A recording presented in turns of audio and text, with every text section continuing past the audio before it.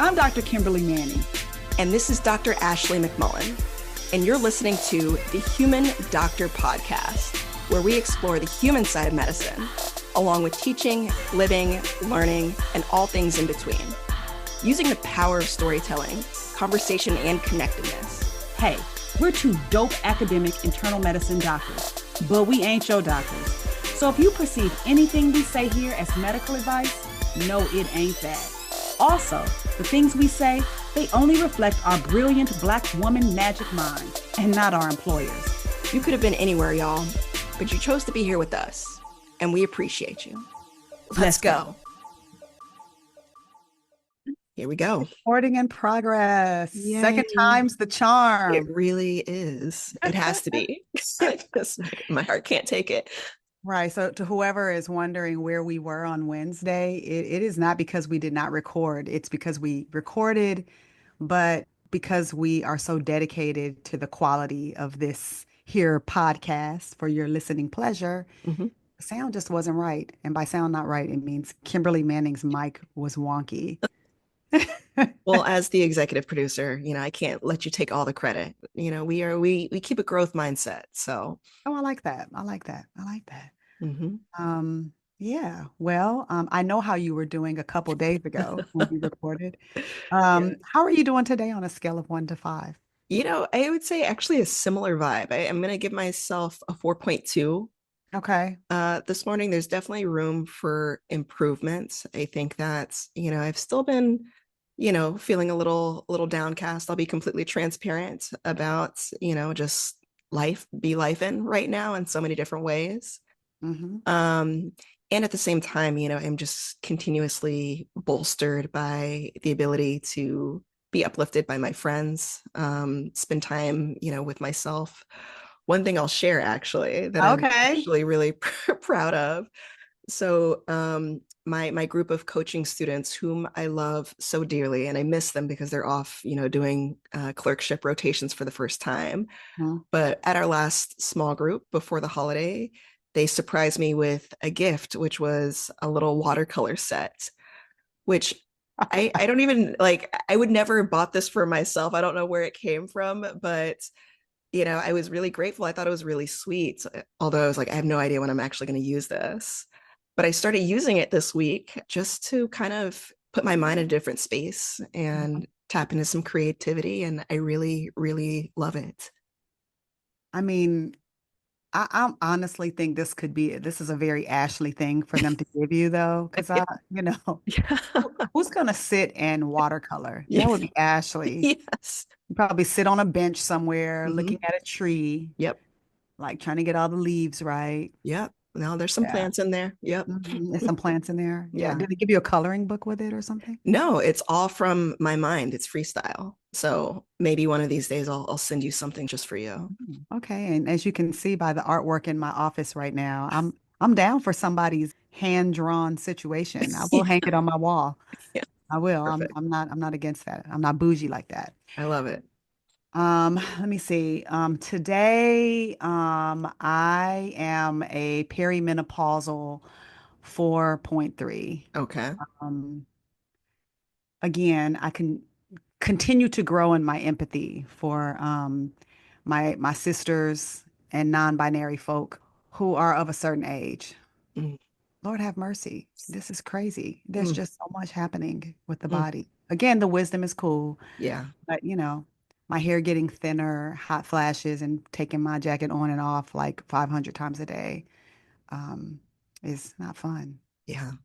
But I do like the knowing glances I get from women of a certain age and non-binary folk who go through menopause. Oh, not even non-binary folk. Non-binary and transgender folk of a certain age who go through menopause. Yeah.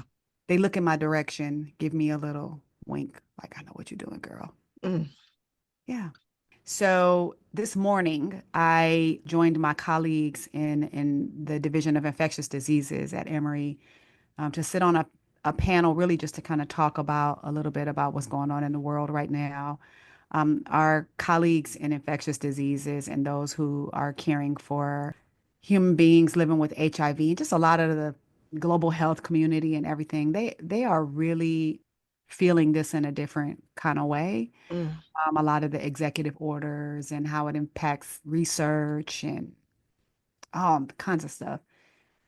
So I was very honored to, just be able to join them today and hear from some experts who work in spaces that are not in my expertise.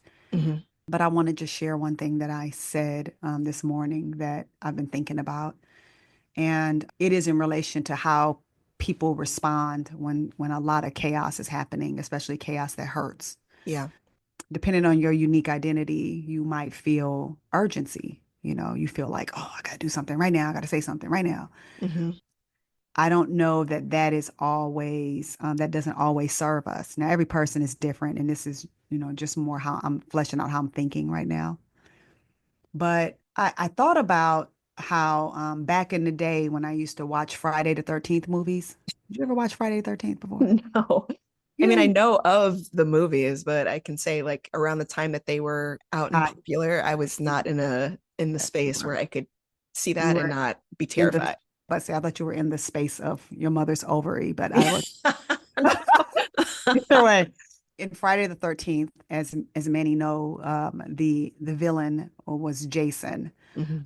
who was like this guy who walk around with a ski mask on, like a hockey mask on, and just be like slashing people. But one thing about Jason, as terrifying as he was in the movies, is that he was never running. He Ooh. never ran after anybody. He always walked. And he slow walked people. He almost always caught you too. And that got me thinking a little bit about me and then those of us who are, working in spaces of advocacy and trying to figure out what to do. Um, that, sometimes it's okay to just slow walk down. You know, People will be running from Jason with all their might. They would be screaming, falling, climbing fences, falling off of buildings, all kind of stuff. But somehow, just through walking slowly, he would get to them. Maybe he might break one window, but other than that, he really wasn't like running. And that made me think a lot about what happens when I'm walking and when I slow down. I can notice things, I can hear things, I can pay attention to people. Um, I'm not as impulsive, I'm not frantic. I can do things that don't make things more unsafe for myself or for other people. Um, so I never thought I would draw inspiration from Jason the Slasher. Can't say that I saw that coming either. But I am finding the analogy to slow walking down something to be something that's resonating with me right now Ooh. as a leader in this space.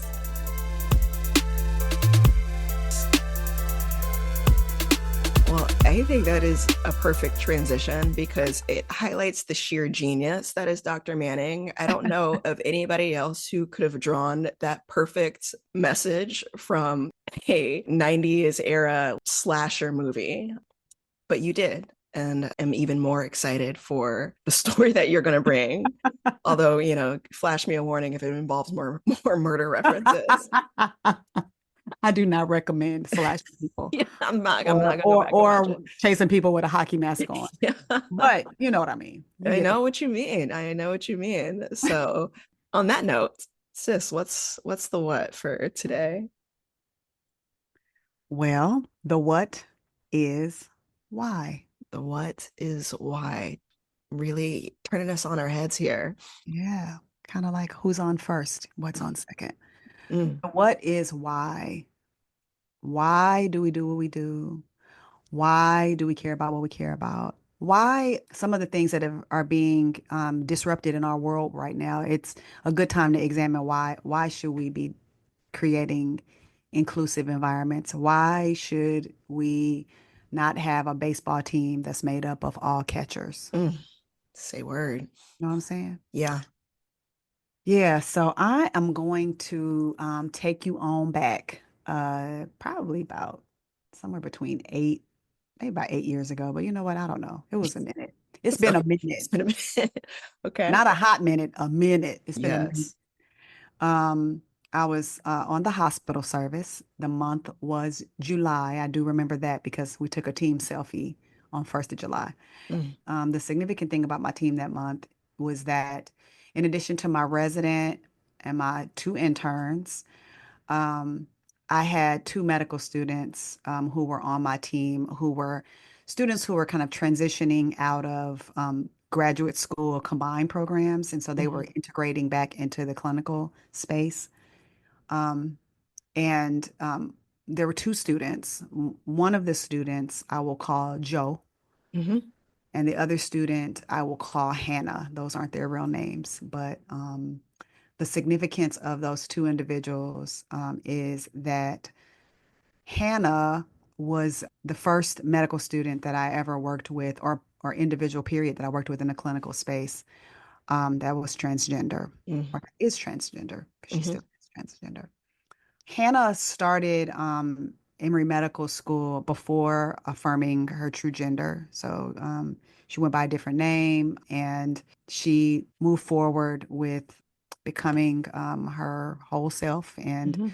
affirming her true gender. And I worked with her fairly early in that time frame. But the main thing is I had never worked with anyone like Hannah before. Mhm.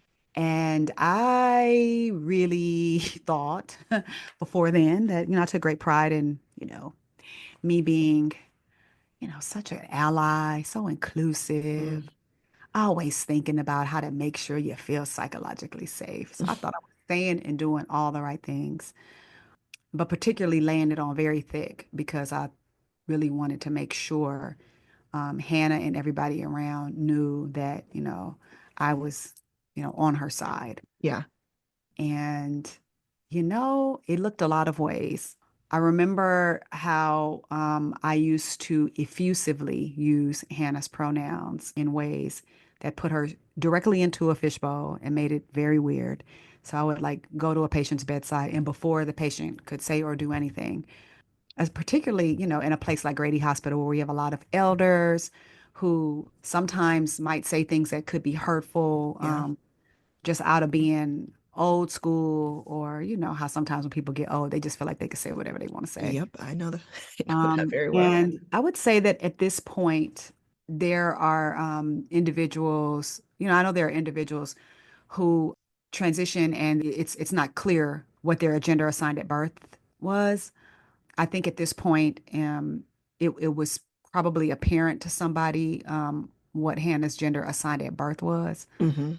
So I was scared that a patient would say, or a staff member would say or do something hurtful to her. So I would step into the room and I'd be like, "This is Hannah, and she is going to help you. And if you need her to help you with anything, she can." And it's ask her. It was just real, real awkward and real extra. Lucky for me, Hannah extended me a lot of grace, and she was mad patient.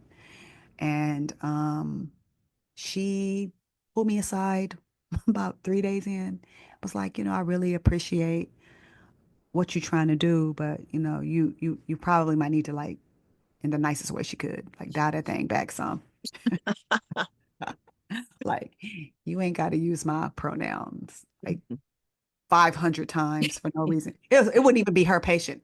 I'd be like, "Oh, is she in your way?"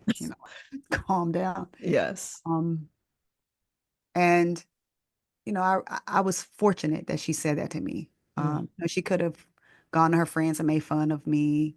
She could have called me performative in my evaluation. She could have done a whole bunch of stuff. Mm. She didn't, because she was really I think she saw my intention and wanted to kind of help me grow in that space.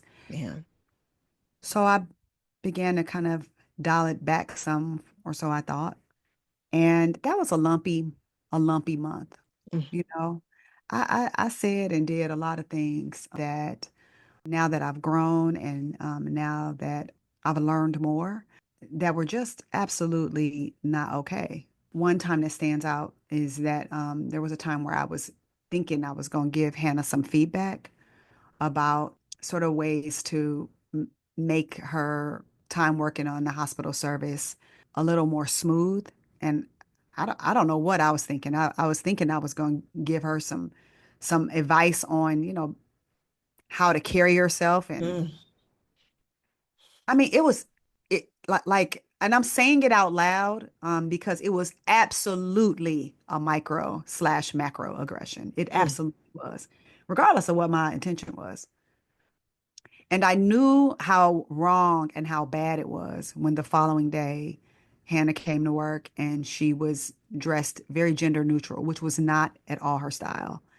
And it almost looked like she was doing that to keep herself safe from me. Ooh. Immediately asked her about it. And again, lucky me, she told me that I'd hurt her feelings and that she didn't know really how to be. And I was like, man, I got to do better. Mm. So, we had a few moments like that where I was just super fortunate that Hannah just kind of, let me know in real time when I was kind of stepping in the wrong direction and how I could best affirm her. And mostly it was good. And I want to bring you into a moment though that, made me really realize how wrong I was about my assumption about some of our patients. We were rounding one day and we were seeing this lady who had respiratory failure. And she was wearing a non-rebreather mask, and we were trying to talk to her on rounds with the whole team. And the mask is all loud, and she would move the mask to the side and answer a question and move it back and move Mhm. it. This lady was up in age, what I like to refer to as a Grady elder. Mhm. And the whole time while we were all in the room, she kind of kept looking around the room and she would rest her eyes on Hannah and kind of stare at her for a bit and then, kind of respond some more. But she kept training her eyes on Hannah. And Hannah was not even the person that was, the primary for her. Mm. I was feeling like my Mhm. pulse quickening. Yep. And it's like, oh my goodness, Yeah. this lady about to say something crazy. I know that feeling. You're just bracing for it, bracing for Yep. I impact. was like, oh Lord, here we go. Yep. And that of note, Joe was the only male on the team. My senior resident was a woman, as were my two interns, in addition to Hannah. And so we finish everything, and my team knows that we kind of our script is what questions do you have for us, or what did we not discuss that's on your mind before we go. And that lady pulls her mask to the side and looks around the room and then points and says, I have a question for you. But she pointed at Joe. Mm. I was like, oh my gosh. And I think I wasn't alone. I think the whole team was ready and waiting to see what this lady was going to say. And she said, my question for you is, what's it like to be the only guy on this team with all these women? And when she said that, she looked from him straight back to Hannah and she smiled. And it was this warm, sweet smile that said, I see you. Girl, Mm. I mean, it took everything in my whole soul not to break down crying right then and right there Mhm.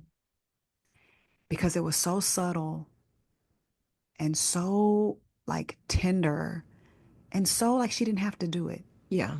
Lady was out of breath. She was fighting for her life. And she chose in that moment um, to affirm a member of my team whose own attending had made her feel othered Ooh. multiple times that month. And Joe responded, he kind of was taken aback and he was like, yeah, I'm learning a lot and I'm having to kind of, make sure I'm saying and doing the right things because she said, yeah, being on a team full of women, that's a lot, but I'm sure they got you in line. And he laughed and he said, yeah, and that was kind of it. And I remember looking over at Hannah when she said that, and the whole team kind of did. Mm. Um, and she was just kind of staring back at the patient, and her eyes were like glistening. And we all know that nothing makes you cry like kindness. Yeah. Nothing makes you cry like kindness. And in a time where, there were just so many things coming at Hannah during that time that the place where like the safest place was with somebody who probably on paper you would have thought would have been the antithesis of that. Mhm. A old lady with a Bible on her nightstand. Right. Ah, um, who chose to say that? Oh God. And the reason why I chose the word why is because I just learned so much in that time frame. Number one, I was left forever changed after I worked with Hannah. Forever changed. Every single encounter that I've had with anybody, you know, who is gender diverse, um, was changed by working with her because the amount of time that I got to be proximate to her, it helped me to just stop seeing her every day as this transgender woman who's a student on my team. I just saw her as Hannah. Yeah. And Hannah and I had more in common than anybody else on that team. Mm. We liked a lot of the same things. We liked a lot of the same music. We liked a lot of the same makeup. We liked to get our nails done the same way. We had all these things that we liked to read that were similar. Um, and it just allowed me the opportunity to see the human in front of me, um, which then translated later to my encounters in the future with people where I like it just did it. My natural thought was not to go into performance mode Hmm. Hmm. and insert any person from any marginalized group that if you're in a position of privilege. I think a lot of people have done that. Like, I hear Black people describe that happening when they're the lonely only in the room. Hmm. But, I, of all people, should have known what it feels like. You've been there when you have those conversations with people where everything they say to you is related to your identity. Yep. Yep. Yep. Yeah. David Malbranch's gonna hear this. He's gonna be like, "Yeah, remember when you always used to talk to me about only things related to same gender loving Black men?" You'd be like, you do realize I have other things I want to talk about other than the fact that I'm a man who likes men. Like you do know that I can talk about other things, but you trying, and Mhm. sometimes you're trying. Our best attempts can turn into microaggressions. Yes. Mm. Yeah. Oh my God. I could spend all day, literally all day, thinking and unpacking this story. Coming back into that room with the Grady elder patient who had every reason to just be like focused on herself and trying to catch the next breath. It's almost like I can envision a situation in which she knew there was some intuition in which she knew what was needed in that moment and she understood the assignment and Mm, for her to in like the most perfect beautiful subtle way to say I see you and I want you to know that you are good. mm, And I think that is so beautiful because I can think of so many times in my life where I've wanted that mm, and when you receive it there's nothing like it to be affirmed in your truest self. mm, And honestly, I can recall as a medical student, some of my first interactions with transgender women in particular, and transgender women of color in this HIV clinic in Houston, and recognizing like the sheer amount of courage it takes to step outside in the fullness of who you are, knowing that you are setting yourself up for not just like macroaggressions, but actual violence, mhm, and to stand 10 toes down regardless. Like there is no, I can think of fewer moments of like greater courage and how few of us, recognize what it means when your freedom may cost you your life. mm, mm, And the last thing, which we've talked about before, but I think worth saying again, I think that this idea of performative allyship, this comes up a lot, especially in liberal circles. I myself live in the Bay Area, and so this is a thing that I find personally very frustrating, and at the same time, I think that the way we talk about it, oftentimes we associate, performance with fakeness, like people are just being fake, they don't actually care. I mhm, think people care a lot, a whole lot. But the problem is they want to make sure that you know that they care And so that becomes the, the thing that they center themselves. And it's this kind of earnestness that folks kind of go into these situations with, not expecting that, sometimes it really isn't about you. It's the opportunity that you have to be proximate to someone different from you.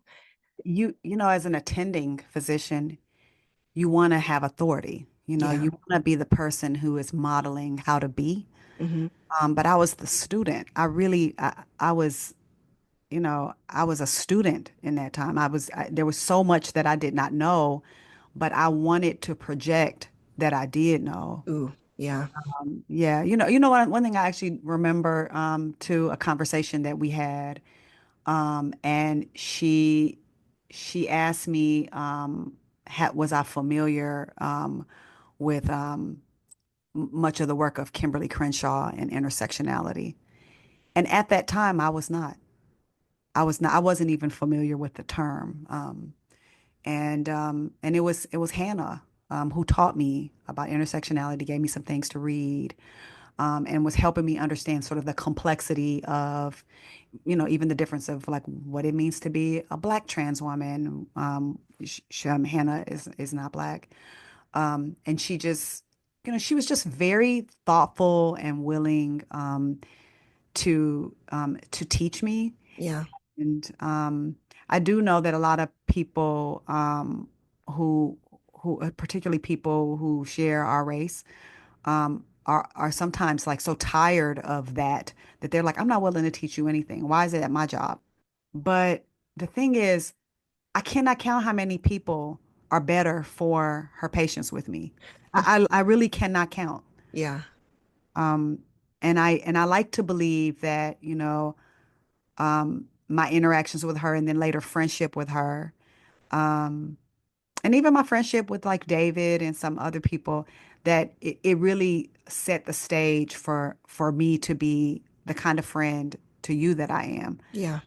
You know what I mean? Like Yeah.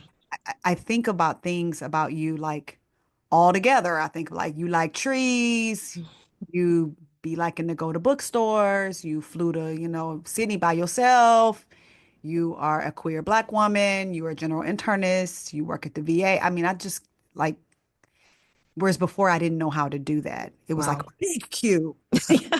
Q, little everything else. Yeah. And, just like some people used to see me and be like, big B, Yeah. little everything else. Yeah.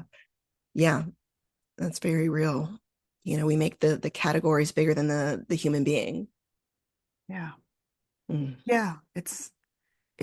And again, we could have a whole podcast dedicated to what I have gleaned from being with people who are not like me. Hmm. And that is why we need to have teams that do not have all catchers on them. Hmm. Because if you charge me to go pick the very best baseball players in the United States to make up a team, and I bring you back all catchers, but all of them are the very best catchers in their state, we gonna lose. We gonna lose. We gonna lose. We gonna lose. Um, and it's just not rocket science. I just wish people could see that. Yeah. Uh, yeah. And I like telling stories of effing up, you know? Hmm. One, because it reminds me again of just how imperfect we all are and how we're all growing and learning.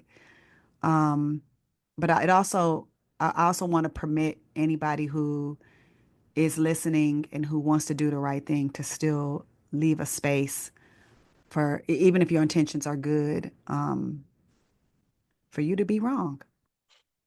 I'm going to take a page from the book of Hannah as well. And to the extent that you can, extend grace to folks, even when you feel hurt.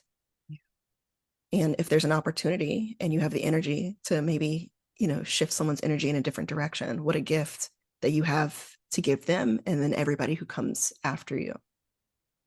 Yeah. And you know what? I texted Hannah right when all these executive orders came out, and her response to me was, can't stop, won't stop.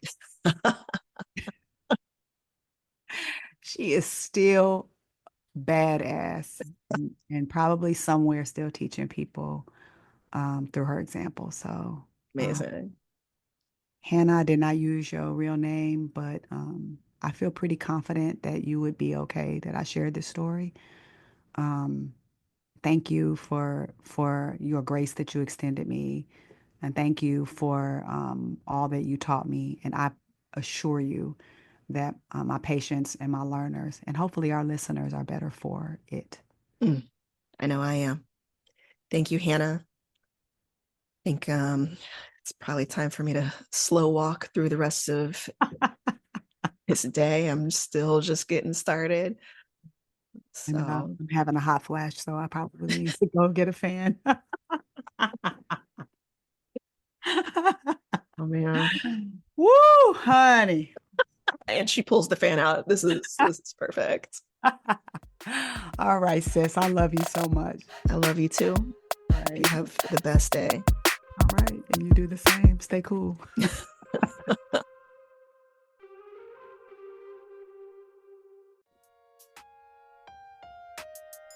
That wraps up this week's episode of the Human Doctor Podcast.